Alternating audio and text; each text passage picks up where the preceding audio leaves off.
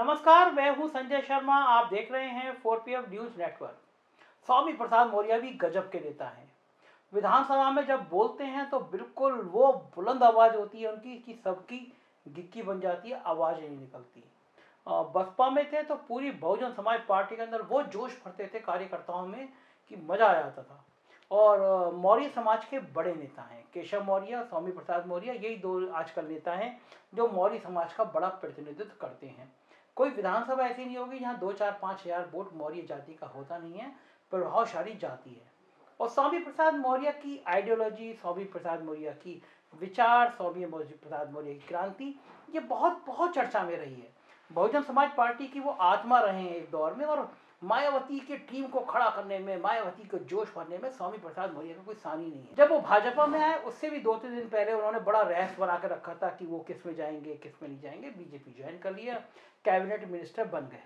जब वो cabinet minister बन गए तो फिर एक दिन मैंने उनका बहुत लंबा इंटरव्यू किया। मैंने जानने की कोशिश करी कि वो स्वामी प्रसाद मौर्य जो धार्मिक परंपराओं के खिलाफ रहते थे, महात्मा बुद्ध की पूजा करते थे, आज वो अपनी पूरी विचारधारा कैसे बदल गए, बीजेपी के संग आ गए।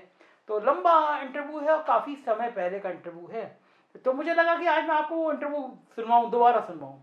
कभी कभी पुरानी यादें ना, उसमें नेता का चरित्र, नेता का व्यक्तित्व, नेता की पर्सनालिटी, ये सब नजर आती है। सुनिए, पुराना इंटरव्यू है लेकिन आप सुनेंगे तो आपको मजा आएगा। अपनी राय से अवगत कराइएगा। सुनिए इंटरव्यू।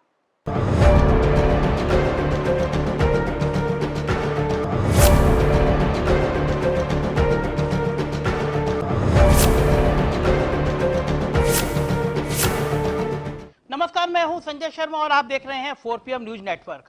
उत्तर प्रदेश के एक ऐसे कैबिनेट मिनिस्टर से हम आज आपकी मुलाकात कराने जा रहे हैं जिनकी आवाज से पूरा सदन बुलंदियों से गूंजता रहता था। अपने दम पर, अपनी मेहनत पर उन्होंने एक पहचान बनाई है उत्तर प्रदेश में, और एक नए सिरे से राजनीति को करना को सिखाया है कि अपने तेवरों से कोई व्यक्ति किस तरह अपनी बात को आम जन तक पहुंचा सकता है। जी हाँ, बिल्कुल सही समझे आप। हम बात कर रहे हैं उत्तर प्रदेश सरकार के कैबिनेट मिनिस्टर स्वामी प्रसाद मौर्य जी से। स्वामी जी, बहुत बहुत स्वागत है आपका 4PM न्यूज नेटवर्क। बहुत बहुत धन्यवाद। हमने लगातार कई सालों से विधानसभा में देखते थे आपके तीखे तेवर, आपकी तीखी शैली, तीखी बातें करने के लिए। ये शैली इन दिनों में भी उतनी तीखी है, कुछ कम आया है आप भारतीय जनता पार्टी में जब से आए पाए हैं? देखिए, शैली होती है, और अगर शैली में कोई बदलाव आया तो शैली नहीं कही जाती। इसलिए मैं कभी किसी भी राजनीतिक पार्टी में रहा हूँ, हमारी जो भी बात निकलती है वो दिल से निकलती है, अंदर से निकलती है।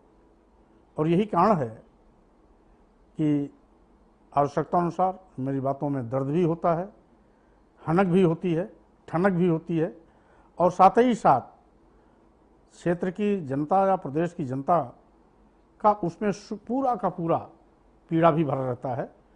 तो हर प्रवेश में हमें कब क्या कहना है, उस प्रवेश के मुताबिक हमारी भाषा निकलती है। जिसे आप शैली कह रहे हैं, शैली नहीं, वो हमारी जज्बात है। स्वामी, आपका ये रूप तो लगभग सब जानते हैं कि आप एक पिछले कई दशकों से आपने राजनीति में वृद्धि देखी है, लेकिन जहाँ पे आपने एजुकेशन हासिल करी, जहाँ पे आए, उसकी बाद आप छोड़ के एक ऐसे जिले में गए जहाँ बड़े बड़े मठाधीश थे, और वो संघर्ष का दौर, जब राजनीति में शुरुआत जब आपने की, वो अभी तक किसी को याद नहीं है कि आपने शुरुआत कैसे करी थी राजनीति की। देखिए, मैं बिल्कुल समाज के अंतिम पायदान से निकल करके आया हूँ।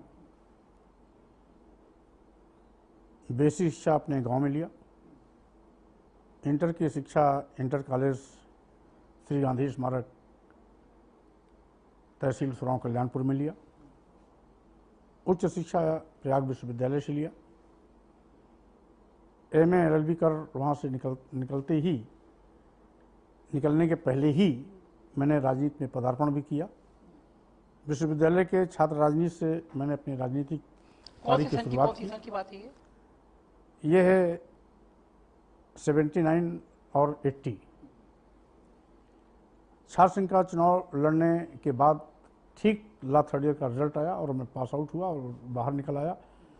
बार काउंसिल में अपना रजिस्ट्रेशन कराया, हाई कोर्ट की वकालत शुरू किया, और साथ ही साथ सामाजिक मंचों पर भी अपनी चहलकदमी शुरू की। और सामाजिक मंचों पर भी विशेष रूप से समाज में सावधान करना, सजग करना, शिक्षा के प्रति प्रेरित करना, ज़्यादा से ज़्यादा बच्चों को पढ़ाएं लिखाएं, इसके लिए उनको मानसिक रूप से तैयार करना, रूढ़िगत परंपराओं और ढोक ढकोसले से बचें।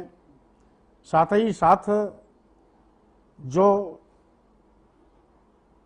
सामाजिक असमानता है, जात पात, छुआछूत, ऊंच नीच की जो आपसी द्वंद्व रहा है, उससे समाज को दूर करने के लिए मैं हमेशा लोगों को सचेत सावधान करता रहा। और सामाजिक मंचों से चलते चलते मैं राजनीति में भी कदम बढ़ाया। एक कदम सामाजिक मंचों पर तो दूसरा कदम राजनीतिक मंचों पर, और हाई कोर्ट की वकालत के साथ साथ मैं युवा लोकदल का प्रदेश का महासचिव भी बना। 86 में जब श्री मुलायम सिंह यादव जी प्रदेश के अध्यक्ष लोकदल के बने तो मैं उनके साथ प्रदेश का महासचिव भी रहा। एच.एन. बहुगुणा जी जब लोकदल के राष्ट्रीय अध्यक्ष बने और मुलायम सिंह जी देवीलाल गुट में चले गए और लोकदल बहुगुणा जी के नेतृत्व में कंटिन्यू रहा, तो मैं प्रदेश का मुख्य महासचिव भी रहा। लोकदल का विलय हमने रामेश कुशवाहा जी तत्कालीन राष्ट्रीय अध्यक्ष के नेतृत्व में जनता दल में विलय कराया। तब से लेकर के 91 से लेकर के 2 जनवरी 96 तक मैं जनता दल का भी प्रदेश महासचिव रहा। और जब देखा कि सारी राजनीतिक पार्टियां विचारों की नहीं बल्कि कुर्सी की लड़ाई लड़ रही हैं, तो मानवर कांशीराम जी से प्रभावित होकर के मैं बहुजन समाज पार्टी में जाने का निर्णय लिया। तत्कालीन राष्ट्रीय महासचिव सुश्री मायावती जी से मेरी इस क्रम में वार्ता हुई। पखवाड़े भर वार्ता के बाद मैंने बीएसपी में सम्मिलित होने का निर्णय लिया और 2 जनवरी 1996 को बसपा में सम्मिलित हुआ। सम्मिलित होने के दिन ही मैं बसपा का भी प्रदेश महासचिव बनाया गया। कुछ दिन बाद प्रदेश का उपाध्यक्ष बना, फिर बाद में प्रदेश का अध्यक्ष बना, फिर राष्ट्रीय महासचिव बना, और अब तक लगभग 5 बार मैं सरकार में मंत्री बन चुका हूँ, 3 बार नेता विरोधी दल भी रहा हूँ। तो स्वाभाविक रूप से मेरी आदत रही है काम और संघर्ष, ये दोनों हमारी पूंजी रही है, और इन्हीं दोनों के बलबूते पर मैं आज यहाँ तक आया हूँ। तो स्वाभाविक रूप से यह हमारे लिए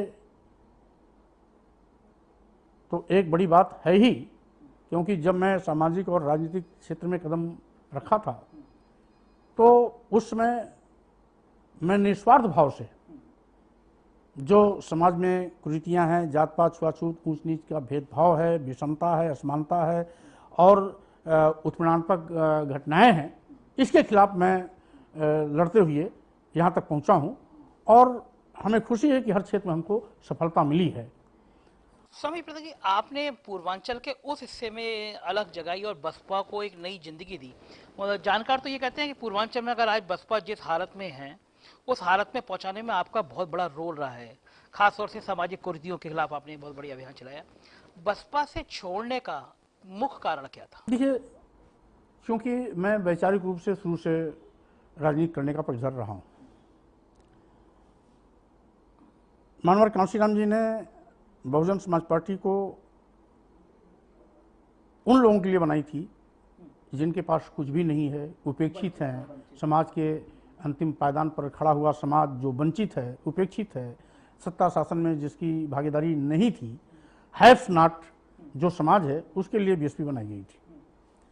मानवर कांशीराम जी जब तक थे तब तक बीएसपी बहुत अच्छी तरीके से आगे फूलती फलती रही, बहुत बड़ा जनाधार हुआ, पूरे देश में संगठन के नाम पर अपनी एक अलग सी पहचान बनाई। हमारे कार्यकर्ता बिकाऊ नहीं थे, वो निस्वार्थ भाव से अपने प्रत्याशियों के लिए, पार्टी के लिए, मिशन के लिए, मानवर कांशीराम जी के लिए, बाबा साहब के लिए समर्पित भावना से काम करते थे। और उसी का नतीजा था कि बहुजन समाज पार्टी संगठन का सब लोहा मानते थे। लेकिन 2012 के बाद एकाएक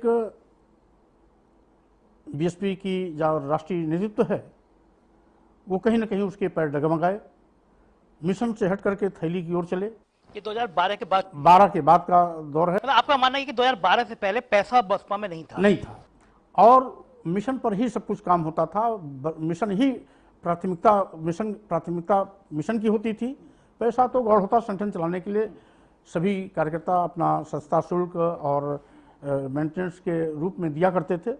वो स्वाभाविक है, संगठन चलाने के लिए उतना आवश्यक भी है। लेकिन जब मानवर कांशीराम का सामाजिक परिवर्तन आंदोलन चकनाचूर होने लगा, बाबा साहब का मिशन दफनाया जाने लगा, दलितों पिछड़ों की प्राथमिकता खत्म होने लगी, बड़े बड़े थैली शाहों के हाथों में टिकट बेचे जाने लगे, बाबा साहब डॉक्टर अम्बेडकर ने लोकतंत्र को अक्षुण्ण बनाए रखने के लिए जिस भारतीय संविधान की रचना की, जब वो लोकतंत्र खुल्लम खुल्ला नीलाम होने लगा, तो मैंने कई बार राष्ट्रीय नेतृत्व को समझाने बुझाने की कोशिश की, पटरी पर लाने की कोशिश की। लेकिन जब राष्ट्रीय नेतृत्व बार बार समझाने बुझाने के बाद नहीं माना, तो मुझको फैसला लेना पड़ा बहुजन समाज पार्टी से इस्तीफा देने का, अपनी राजनीति से मायावती को बर्खास्त करने का। और नतीजा हुआ कि मैं वो फैसला लिया भी, और मैंने देखा कि इस मिशन के मुताबिक काम करने वाला कौन है। तो मैंने बहुत सोचने समझने के बाद इस निष्कर्ष पर मैं पहुंचा कि आज जो काम सही माने में बीएसपी को करना चाहिए था, वो काम मोदी जी के नेतृत्व में भारतीय जनता पार्टी कर रही है। जिसको कोई नहीं पूछता, आज मोदी जी की सरकार उसको पूछ रही है। जिसके लिए कभी किसी ने कुछ नहीं किया आज़ादी के बाद तक, अब तक जो वंचित रहा, उपेक्षित रहा, जिसकी ओर कभी किसी ने नजर नहीं डाली, आज उसके घरों में गैस चूल्हा जा रहा है, उसके दरवाजे पर शौचालय बन रहा है, उन गरीब की बस्तियों में निःशुल्क बिजली का कनेक्शन दिया जा रहा है, प्रधानमंत्री आवास के माध्यम से वंचित को घर मुहैया कराया जा रहा है, आयुष्मान भारत योजना के माध्यम से देश के प्रत्येक गरीबों को 5 लाख रुपए तक निःशुल्क चिकित्सा की सुविधा से आच्छादित किया जा रहा है। और यहाँ तक कि वो जो छोटे मोटे किसान हैं, उनको भी किसान सम्मान से नवाजा जा रहा है। तो हमने सोचा कि जब बहुजन समाज पार्टी का काम भारतीय जनता पार्टी कर रही है, मोदी जी कर रहे हैं, अमित शाह जी कर रहे हैं, योगी आदित्यनाथ जी के नेतृत्व में काम हो रहा है, तो क्यों नहीं भारतीय जनता पार्टी में पहुंचा जाए। और इसी के कारण मैं लाखों लाख हुजूम के साथ भारतीय जनता पार्टी में सम्मिलित हुआ। और साथ ही साथ मैंने सुश्री मायावती जी को एक चुनौती भी दिया था कि अगर आपको मैं राजनीति करना नहीं सिखाया तो मेरा भी नाम स्वामी प्रसाद मौर्य नहीं। और जो मैंने कहा उसको करके दिखाया भी, और उसी का नतीजा है कि आज बीएसपी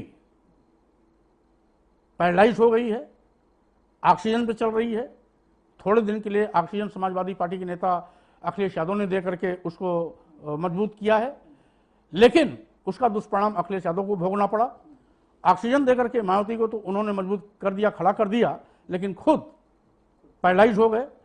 आज अखिलेश यादव जी और समाजवादी पार्टी खुद अब बैसाखी की खोज की तैयारी में लगे हुए हैं। तो इस तरीके से मायावती जी का तो राजनीति से कोई लेन देन रही नहीं गया है, एक सूत्री कार्यक्रम है, कहां से पैसा आए, थैली वालों को खोजते हैं और मोटी मोटी थैली वालों के बिना पर टिकट को बेचने का काम करती हैं। और यही कारण है कि आज मजबूत कार्यकर्ताओं के बिना पर बना हुआ कांशीराम के ताना बाना का वो संगठन बीएसपी धराशायी हो गया। और नतीजा है कि अब जहां कल तक दूसरे लोग बहुजन समाज पार्टी का साथ लेने के लिए तरसते थे, आज मायावती जी खुद दूसरे पार्टी का सहयोग लेने के लिए तरसती रहती हैं। और यही कारण है कि दिनों दिन बीएसपी का बंटाधार होता जा रहा है। और चूंकि बसपा की पूरी फौज कार्यकर्ताओं का पूरा जनसैलाब भारतीय जनता पार्टी में आ गया, इसलिए भारतीय जनता पार्टी पहाड़ बन गई है और बहुजन समाज पार्टी का सुपड़ा साफ हो गया है। मौर्य जी, जिस समय आप मंत्री थे बीएसपी में, उस समय भी बसपा पे पैसे के तमाम आरोप लगते थे। कई घोटाले हुए, सीएमओ का मर्डर हुआ, तमाम ऐसी घटनाएं हुई, अम्बेडकर पार्क बन रहे थे, पूरा देश जान रहा था कि पैसे का किस तरह लेन देन हो रहा है। तो उस सरकार में आपने कैबिनेट मंत्री के रूप में आपने कभी ये आवाज उठाई कि भ्रष्टाचार बढ़ रहा है, सरकार में पैसे का लेन देन ज्यादा बढ़ रहा है? देखिए, क्योंकि ये घोटाले तो बाद में नजर में आए, उस समय तो घोटाले नजर नहीं आए, उस समय तो काम नजर आ रहा था। और काम हुआ भी। नहीं, या फिर ये सुविधाजनक राजनीति थी उस समय एक कैबिनेट मिनिस्टर की कि अगर इस समय बोलेंगे तो सैक कर दिए जाएंगे, इस समय काम होते रहने दिए जाए, तो कहीं सहभागिता उन सारे काबीना मंत्री जिसमें आप भी शामिल हैं नहीं थी कि जो चीजें सामने हो रही थी आपने उसका विरोध देखिए, किया? जितने भी कार्य हुए हैं वो कभी भी हमारे विभाग से कोई ताल्लुकात उनका नहीं रहा, एक चीज। दूसरी चीज, जब काम होता है तो उस समय उसमें घोटाले या भ्रष्टाचार दिखाई नहीं पड़ते। काम होने के बाद जब उसकी खोजबीन होती है, तय में जाया जाता है, तब भ्रष्टाचार हुआ है नहीं हुआ है तब वो आता है। और ये बाद में जांच में पता लगा, जब सरकार रहते इस प्रकार के अगर जानकारियां मिलती तो शायद भ्रष्टाचार होने की नौबत ही नहीं आती। और रही बात, वो सारे के सारे मामले जिनका आपने जिक्र किया वो जांच के विचाराधीन है। जो कुछ भी होगा वो जांच के माध्यम से आएगा, इसलिए उस पर न हम सकारात्मक टिप्पणी करना चाहते हैं न नकारात्मक टिप्पणी करना चाहते हैं। स्वामी प्रसाद जी, एक ऐसा बढ़िया समाज को सुधारने वाला राजनेता जो काशीराम के विचारों से प्रभावित था, जिसने महात्मा बुद्ध के सिद्धांतों को जीवन में लिया। आपने तो अपने बेटे का नाम भी अशोक और बेटी का नाम भी संघमित्रा रखा है, जो बुद्ध की राजनीति करता था, जो धार्मिक आवंडरों से लड़ाई लड़ता था। आपका एक बयान बड़ा विवादों में भी आया था भगवान गणेश को लेकर कि आप मूर्ति पूजा का विरोध नहीं करते।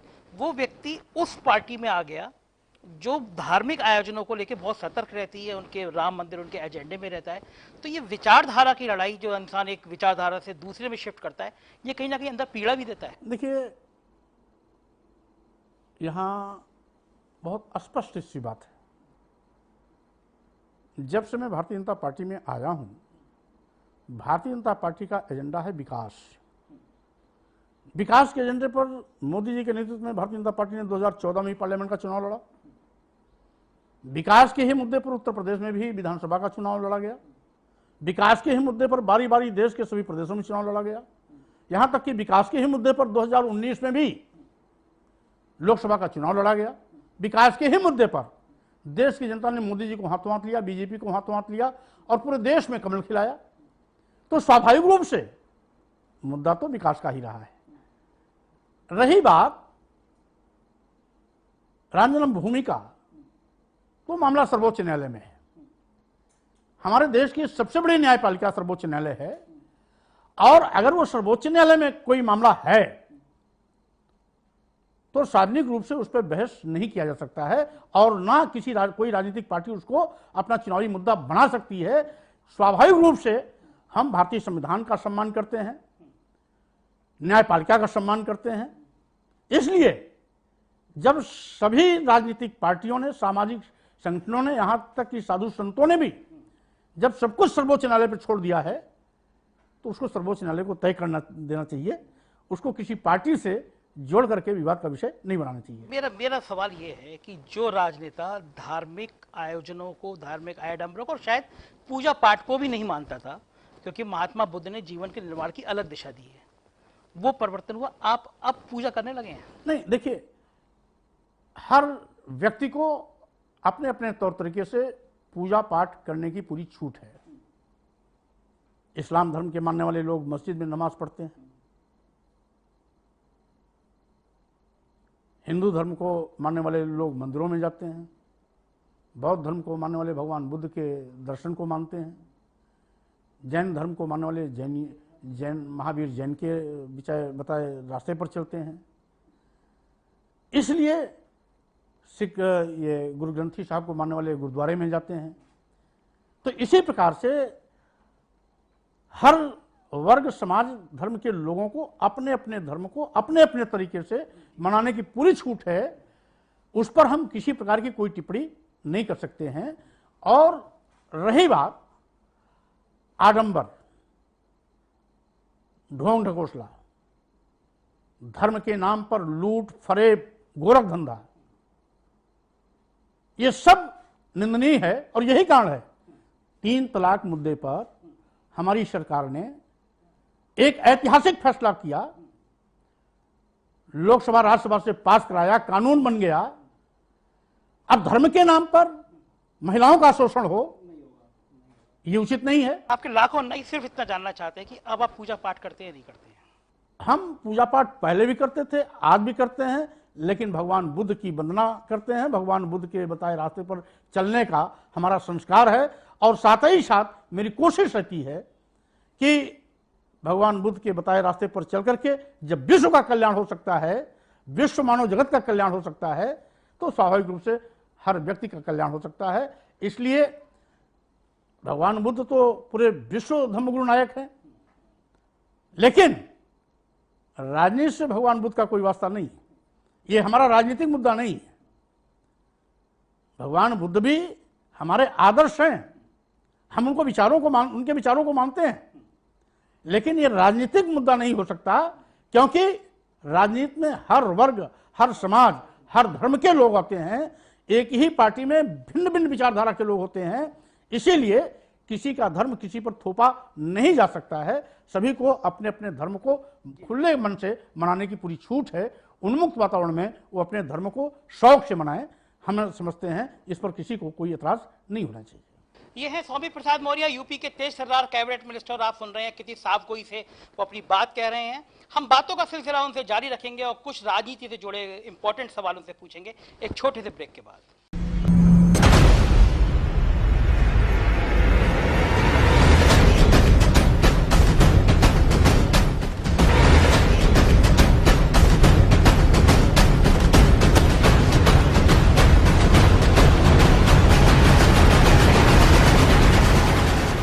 ब्रेक के बाद एक बार फिर आपका स्वागत है। हम बात कर रहे हैं स्वामी प्रसाद जी से। स्वामी प्रसाद जी, अब आप सरकार के एक महत्वपूर्ण अंग हैं, कैबिनेट मिनिस्टर हैं और श्रमिकों के कल्याण के लिए बहुत बड़ी योजनाएं आप चला भी रहे हैं।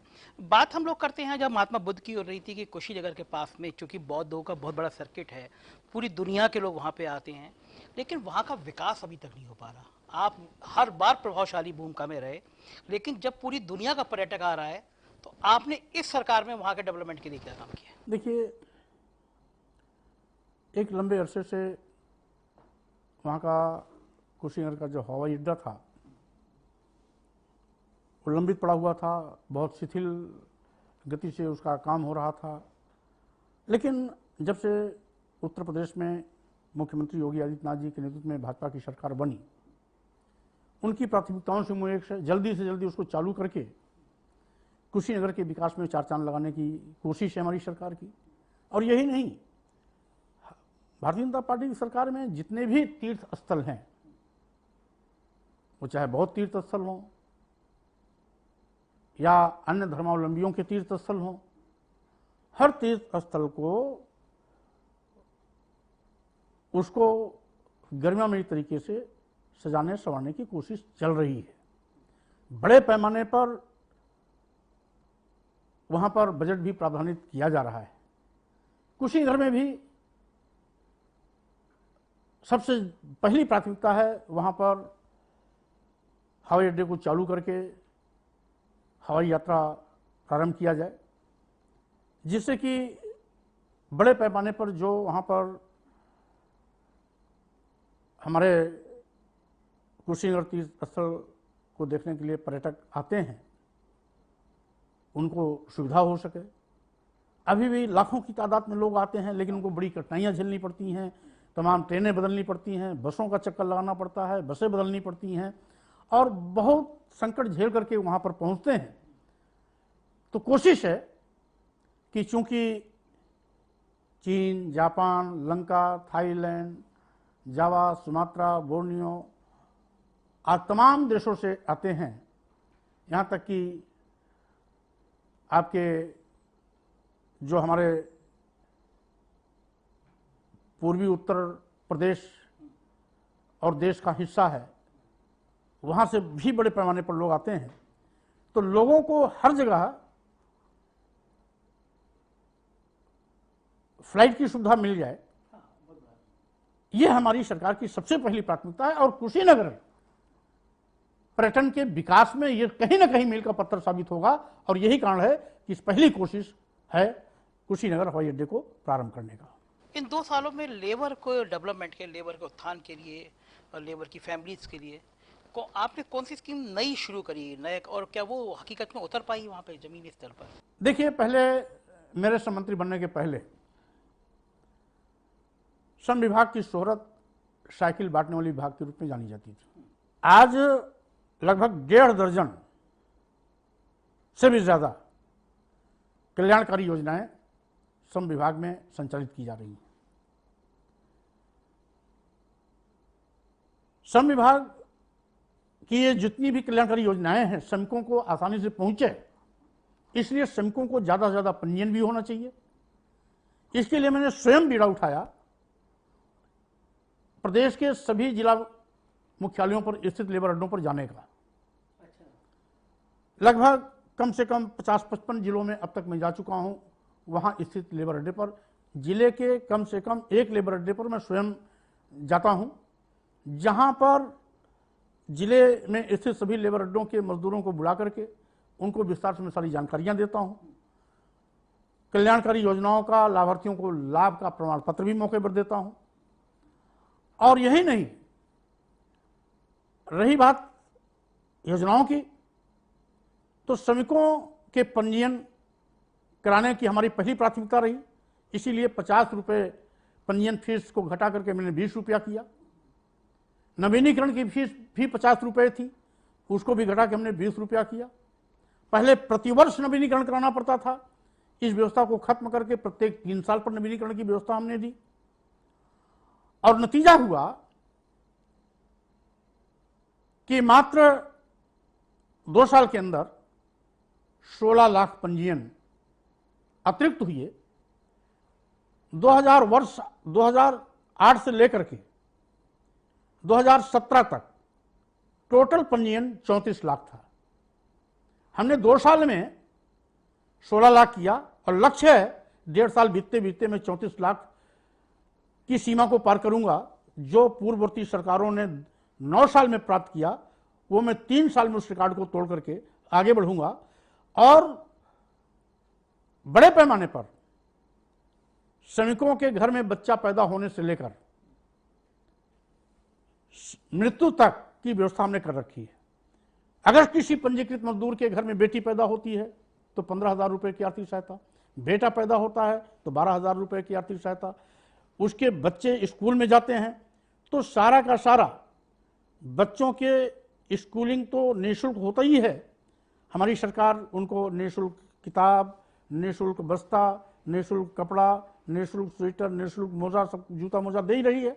उसके अलावा प्राइमरी में पढ़ने वाले बच्चों को 150 रुपया महीना हम सरकारी आर्थिक सहायता देते हैं। जूनियर हाई स्कूल से लेकर के हाई स्कूल तक हम उनको 300 रुपया देते हैं। इंटर में पढ़ने वाले बच्चों को 500 रुपया महीना देते हैं। ग्रेजुएशन, पोस्ट ग्रेजुएशन में 3,000 रुपया देते हैं। और अगर कोई श्रमिक का बेटी या बेटा इंजीनियरिंग की पढ़ाई कर रहा है, मेडिकल की पढ़ाई कर रहा है, तो 10,000 रुपया महीना आर्थिक सहायता देता हूं। और हमने एक व्यवस्था और कर दिया कि यदि किसी श्रमिक की बेटी बेटा इंजीनियरिंग या मेडिकल में दाखिला लेता है तो government engineering college, government medical college में जो भी उसकी फीस है 100%, 100% फीस हमारा विभाग उसको जमा करेगा। इसके साथ ही साथ श्रमिक की बेटी की शादी यदि घर पर होती है तो 55,000 रुपये की आर्थिक सहायता, सामूहिक विवाह में होती है तो 75,000 रुपये की आर्थिक सहायता।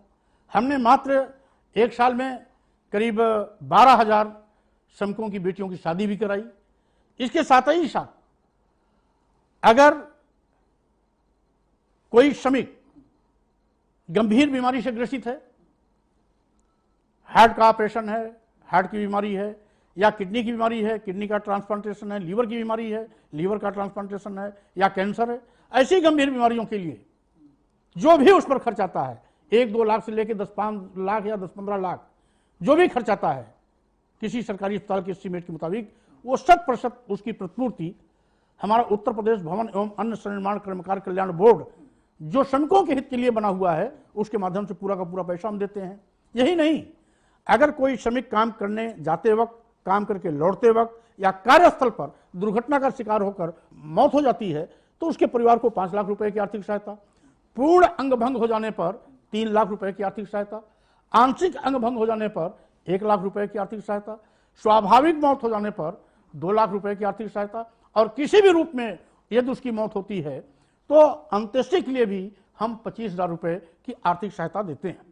इसके अतिरिक्त यदि किसी हमारे पंजीकृत मजदूर के पास, क्योंकि रोज कमाता रोज खाता है, गांव का आदमी शहर चला आता है, पता लगा वो साल साल में जाता नहीं है, जब बीपीएल कार्ड बन रहता है तो उसमें मौके पर नहीं रहता है। ऐसा श्रमिक जिसके पास बीपीएल कार्ड नहीं है, किसी आवासीय सुविधा को नहीं पाया है, तो और एक भी पक्का कमरा उसके पास नहीं है, तो ऐसे मजदूरों को हम घर बनाने के लिए भी 1 लाख रुपए की आर्थिक सहायता देते हैं, शौचालय बनाने के लिए 12,000 रुपए की अलग से आर्थिक सहायता देते हैं। और साथ ही साथ आज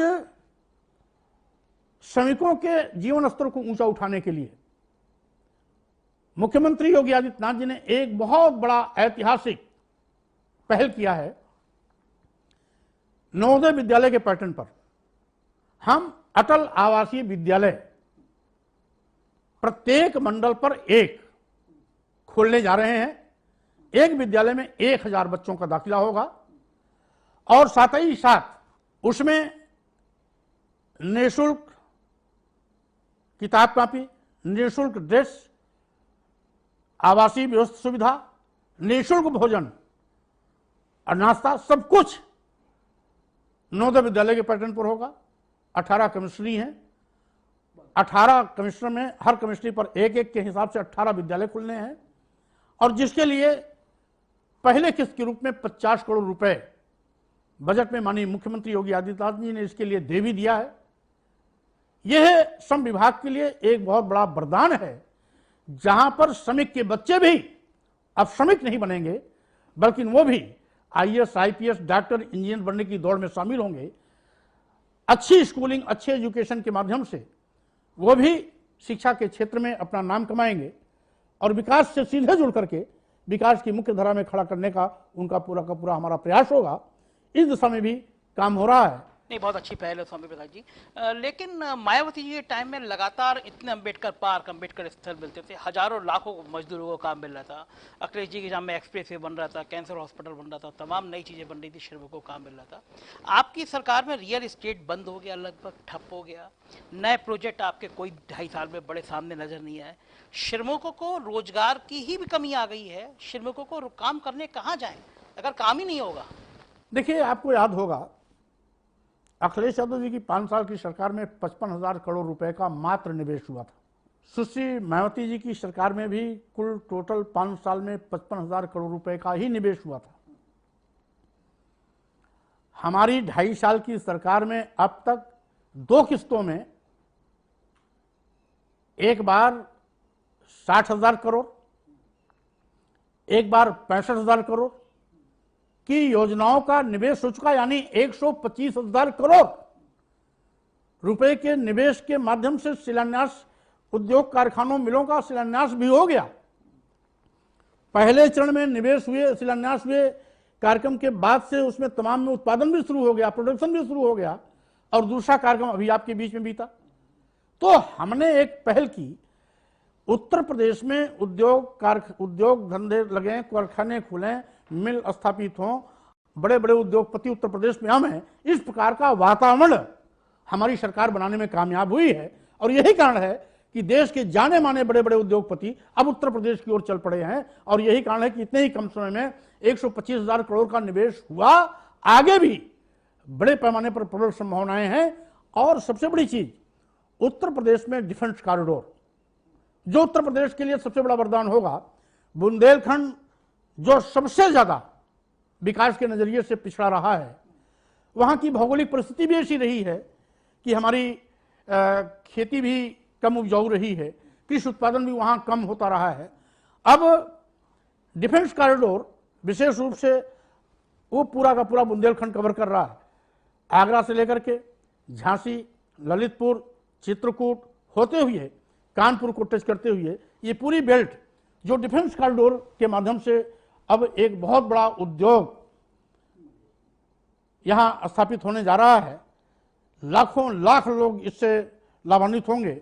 यहां तक कि अपनी पूरी होने की हालत में जब ये हमारे डिफेंस कॉरिडोर आएंगे तो कम से कम 32 लाख लोगों को साल में इससे लोगों को रोजगार मिलेगा। अभी तो सिर्फ कागजों पे है, कितने साल नहीं, अभी जमीनें एक्वायर हो गई, जमीनें कहीं एक्वायर हो गई, कहीं एक्वायर हो रही हैं, बड़ी तेजी के साथ काम चल रहा है। रही बात, आपने कहा अभी आपने कुछ शुरू नहीं किया, हमारे यहाँ पूर्वांचल एक्सप्रेसवे का निर्माण शुरू हो गया। बुंदेलखंड एक्सप्रेसवे के लिए जमीन अधिगृहित की कार्रवाई प्रारंभ हो गई। इसी प्रकार से मेरठ को प्रयागराज से जोड़ने के लिए भी वहां पर भी निर्माण हेतु जमीनों का अधिग्रहण का कार्य प्रारंभ कर दिया गया। तीन बड़ी योजनाएं, उनकी 5 साल की सरकार में कहीं एक सड़क आपको देखने को मिली। तो यहां पर एक साथ 3 बड़ी सड़कें बनने जा रही हैं। इस 2 साल में पूरी हो जाएगी। स्वाभाविक रूप से लक्ष्य है कि इसी सरकार में, चुनाव से पहले आपके साथ, इसी सरकार में माननीय मुख्यमंत्री योगी आदित्यनाथ जी मुख्यमंत्री रहते इन सभी योजनाओं का उद्घाटन करेंगे। विकास की बात आपने कही कि हम लोग विकास से मोदी जी चुनाव जीते, मैं भी मानता हूं विकास से चुनाव जीते, लेकिन आप इस बात को स्वीकार नहीं करेंगे, मुझे पता है, लेकिन अभी भी उत्तर प्रदेश में जाति एक बड़ा आधार रहा है। आपने मौर्य जाति, कुशवाहा जाति को पूरे उत्तर प्रदेश में संगठित किया, आप उसके निर्विवाद नेता बने और इसमें कोई दो राय नहीं है आपकी, चाहे सपा हो चाहे बसपा हो। जिस समय आपने बसपा छोड़ी, कांग्रेस सपा दोनों आपको लेना चाहते थे, उसके पीछे आपके व्यक्तित्व की एक बड़ी बात यह थी कि मौर्य बिरादरी आपके साथ जुड़ी हुई थी, माना जाता था आप मौर्य जाति के नेता हैं। इस सरकार में आ गए तो आपसे बड़े नेता एक मौर्य के वहां पे मौजूद है, केशव प्रसाद मौर्य जी। ये माना जा रहा था कि आपका जो कैलिबर है, आपकी जो क्षमता है, आपका जो अनुभव है, आपको एक बहुत बड़ा महत्वपूर्ण विभाग दिया जाएगा, श्रम थोड़ा अपेक्षाकृत कम है। फिर ये कहा गया जो बाहर से आयातित नेता हैं, जो किसी दूसरी पार्टी से आए हैं, उनको किसी को भी इंपॉर्टेंट मंत्रालय नहीं देना है। तो ऐसे समय में जब आपका पिछला बैकग्राउंड इतना बड़े नेता का रहा हो, कहीं ना कहीं लगता है आपको कि आपकी थोड़ा दबा के रखा गया था। देखिए, एक चीज आपको जान लेना चाहिए, मैं बहुत सीधा सपाट लड़ाई लड़ता हूं।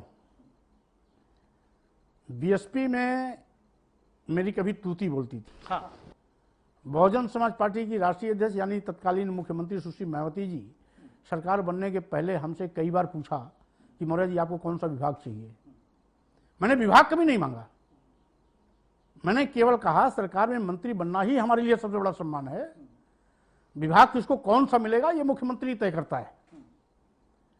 जब मेरी तूती बोलती थी मैंने विभाग नहीं मांगा और विभाग के पीछे में नहीं गया। लेकिन तब विभाग अच्छा मिला नहीं, उस समय भी 2 बार हमको खादी ग्राम उद्योग मिला, लेकिन मेरे चेहरे पर कभी शिकन नहीं आई। विभाग कोई भी रहा हो, स्वामी प्रसाद मौर्य सब पर भारी पड़ते रहे हैं। आज भी विभाग, श्रम और सेवा योजन विभाग, जो इसको लोग छोटा मानते हैं, हम इस मान्यता को खत्म करके ये साबित करना चाहते हैं श्रम सेवा योजन विभाग किसी विभाग से बड़ा विभाग है, क्योंकि हम इस बात के लिए गर्व महसूस करते हैं, गौरवशाली हैं। ये विभाग कभी भारतीय संविधान निर्माता बाबा साहब डॉक्टर अंबेडकर के पास था। 1932 में वायसराय लॉर्ड बेनेट के नेतृत्व में जब यहां सरकार थी, तो उस समय श्रम सेवा योजन विभाग के मंत्री परम पूज्य बाबा साहब डॉक्टर अंबेडकर थे, और उनके बनाए हुए कानून आज चल रहे हैं।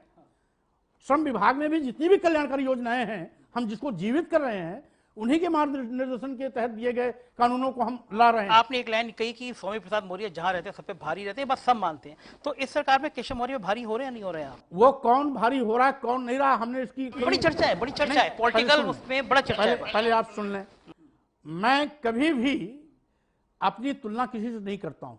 नहीं, पब्लिक करती, जाना चाहती है। और मैं ये भी मानता हूं कोई दूसरा स्वामी प्रसाद मौर्य नहीं हो सकता है। एक चीज, दूसरी चीज, स्वामी प्रसाद मौर्य संघर्ष की उपज है, और केशव जी किसी से तुलना करने का मैं न पक्षधर रहा हूं न करता हूं। वो डिप्टी सीएम है, हमारे लिए सम्मानीय। मौर्य जाति का बड़ा नेता कौन है उत्तर प्रदेश में? जाति का कोई बात ही नहीं है। हमें भी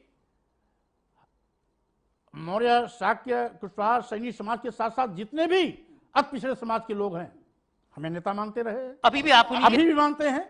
और यही नहीं, दलित समाज में भी मैं सबसे ज्यादा लोकप्रिय था, इसीलिए था। मतलब सुश्री मायावती जी मुझको अपनी आंख की किरकिरी मानती था। थी। मतलब अब नहीं, अभी तो हूं ही, लेकिन उस समय भी था। और यही कारण था कि मायावती जी अपने आंख की किरकिरी मुझको मानती थी। और आज भी जो हमें पहले नेता मानते थे, आज भी नेता मानते हैं, चाहे वो दलित समाज के हों, चाहे अति पिछड़े समाज के लोग हों। जो हमको पहले नेता मानते थे, आज भी नेता मानते हैं। और हमारे यहां पहले भी हजारों की भीड़ लगती थी, आज भी हजारों की भीड़ लगती है। मैं आज भी रोजाना 400-500 से लेकर 1000-1500 लोगों का डिस्पोजल करता हूं, लोगों की सुनता हूं। हर दुखिया, हर दीन दुखिया, हर गरीब का आंसू पोंछने का मैं काम करता आया हूं, आज भी कर रहा हूं। और यही कारण है जनता हमें नेता मानती है। मैं मनवाता नहीं हूं, वो स्वयं मानती है। मैं उसके लिए समर्पित हूं तो जनता भी हमारे लिए समर्पित है। तो मायावती जब सीएम थी आप उनके दिल की धड़कन थे, तो क्या इस समय भी योगी जी के लिए भी आप उतनी धड़कन है? नहीं, धड़कन तो ना पहले था ना आज हूं मैं किसी का। धड़कन तो सबकी अपनी अपनी होती है। हाँ, इतना जरूर है कि जनाधार मेरा पहले भी था, आज भी है। रही बात मंत्रालय के पीछे, ना पहले पर कभी भागता था और ना आज में भागता हूं। मंत्रालय किसको कौन सा दिया जाता है, नहीं दिया जाता है, ये शुद्ध रूप से माननीय मुख्यमंत्री जी का अपना सर्वाधिकार है। किसको देते हैं, किसको नहीं देते हैं, हम सभी लोग मुख्यमंत्री के ही बिहाफ पर काम करते हैं। उन्हीं के पार्ट पर हम मंत्री के रूप में अपनी भूमिका निभाते हैं। अलग से हमारी कोई पहचान अस्तित्व नहीं है। मंत्री बनना ही सबसे बड़ा सम्मान है, वो हमको निरंतर मिलता रहा है और आज भी वो मिल रहा है। एक आखिरी सवाल, अगर आपसे मुख्यमंत्री ये पूछें कि मेरे 2.25 साल के कार्यकाल में कोई सुझाव दो कि मैं और बेहतर कुछ कर सकूं सरकार चलाने के लिए, तो वो सुझाव क्या होगा आपका? हमारे मुख्यमंत्री जी स्वयं संघर्षशील नेता रहे हैं, 5 बार सांसद रहे हैं, राजनीति के अच्छे खिलाड़ी माने जाते रहे हैं, लगातार सांसद की पारी खेलते रहे हैं। इसलिए उनको किसी से पूछने की नौबत नहीं आएगी। वो सक्षम है। समय समय पर उनके हर निर्णय ऐतिहासिक हुए हैं और यही कारण है कि उन्होंने मुख्यमंत्री बनकर के अपनी धाक उत्तर प्रदेश जैसे बड़े प्रदेश में जमाई। आप जब बसपा छोड़ा उसके बाद कभी मायावती जी आमने सामना हुआ आपका? नहीं हुआ? ये मेरी आदत है, मैं जिसको छोड़ता हूं हमेशा नहीं छोड़ता। ये थे उत्तर प्रदेश सरकार के कैबिनेट मिनिस्टर स्वामी प्रसाद मौर्य, जिनकी साफगोई, जिनकी बेबाकी से आपने माना होगा कि कितने क्षमता है उनमें संगठन की। हालांकि वो इस बात को जवाब उन्होंने नहीं दिया कि मौर्य जाति के बड़े नेता केशव मौर्य हैं या वह खुद हैं, लेकिन उन्होंने कहा कि जनता और उनकी जाति और बाकी दलित पिछड़े वर्ग जिस बड़ी संख्या में हमारे साथ है वो बता देता है नेता कौन है। मुझे उम्मीद है कि आपको आज एक तेज सरदार मिनिस्टर के साथ की बातचीत अच्छी लगी होगी। बहुत बहुत शुक्रिया आपका।